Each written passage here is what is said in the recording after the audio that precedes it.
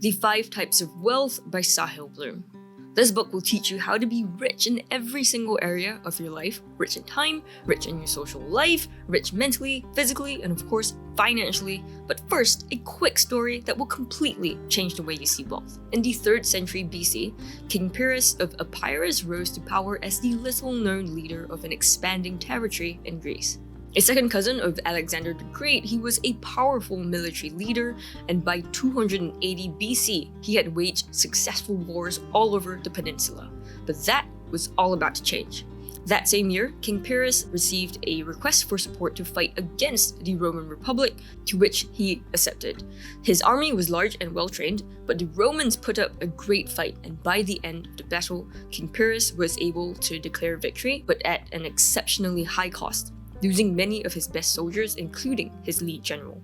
Despite the losses, King Pyrrhic continued to press forward to engage the Roman enemy for the second time, and though he was able to declare victory again, his army was physically and mentally decimated.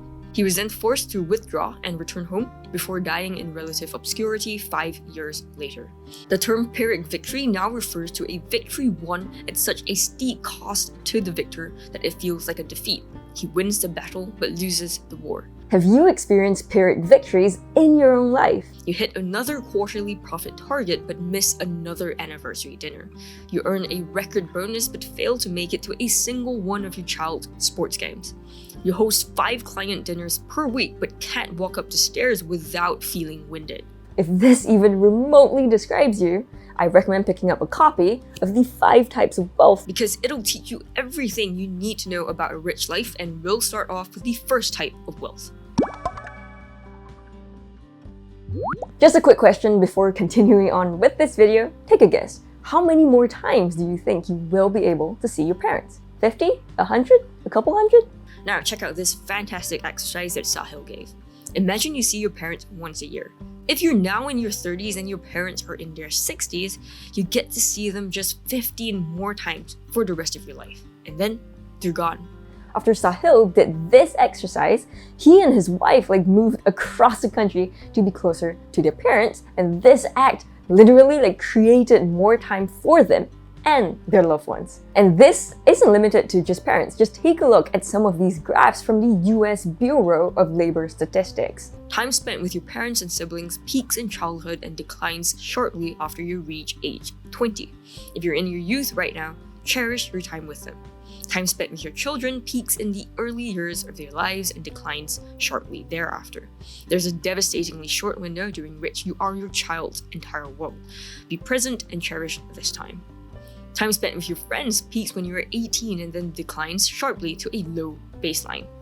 Embrace the breadth of friendships that come with youth and prioritize the depth of friendships that should come with age. Time is very limited for many groups of people in your life, so learn to make time and cherish them.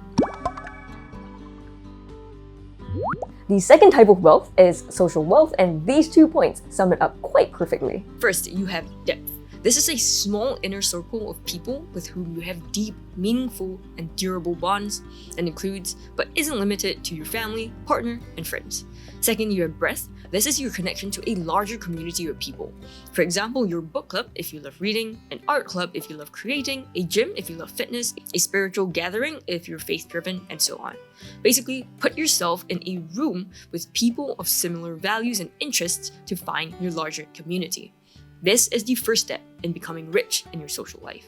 The next step is to assess all your relationships through the relationship map. A supportive relationship is one where there is mutual understanding of care, love, respect, and comfort.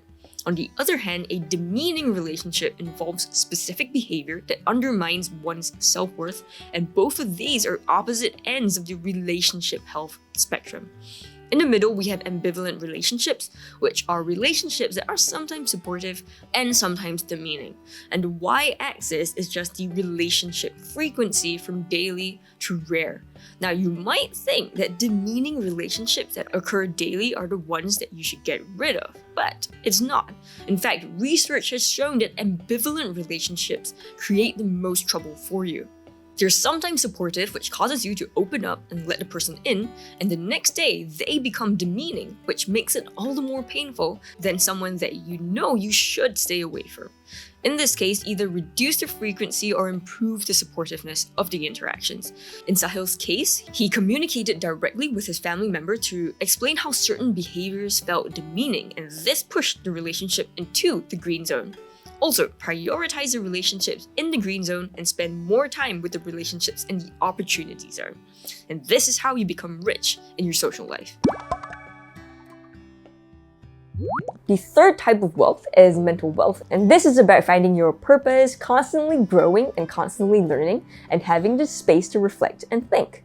My two favorite mental models from this chapter are those to help you find your life purpose. The first one is the Ikigai model, which is a very common framework, so I'm going to skip that for this video, and instead I want to talk about Sahil's pursuit map, which was so useful. And it's actually what I sort of like subconsciously personally used to quit my job a few years ago and become a content creator.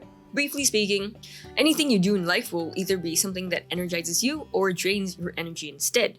And also, you're either good or not so good at it. So when I worked my first office job as an analyst about 8 years ago, I think I was pretty good at it. But there comes a time where enough is enough, and I got sick of writing like report after report. I was pushing paper every single day.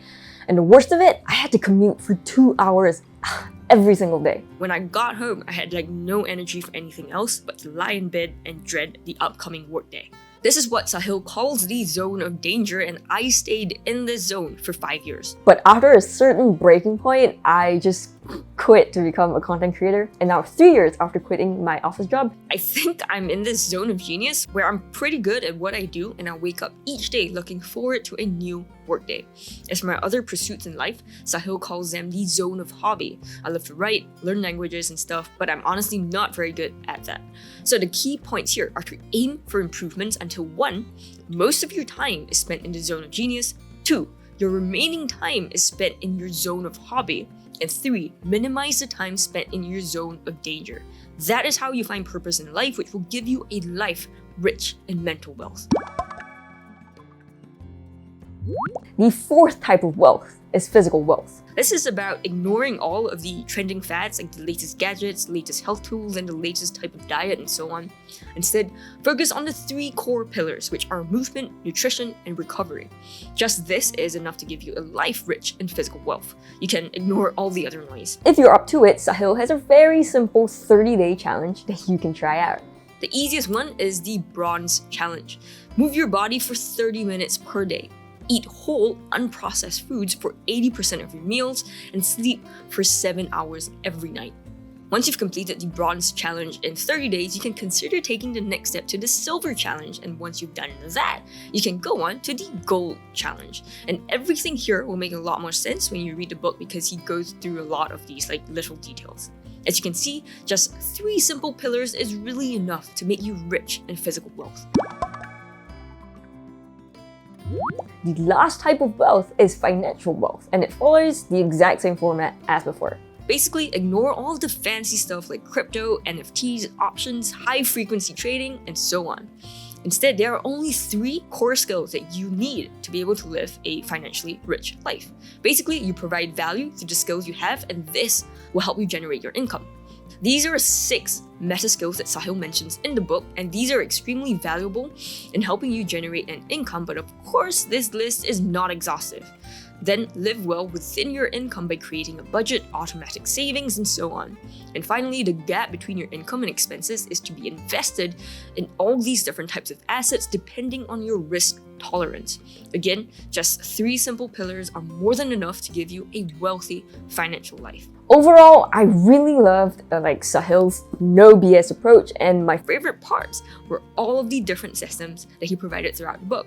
I highlighted only one system that I thought was the most useful for each type of wealth. So we've got 5 in total here, but there are actually 46 of these. So do check the book out if you like this video. If you're interested in more money books, here's a fantastic one that I tried out over a few weeks. It'll be out soon, and I'll see you in that one.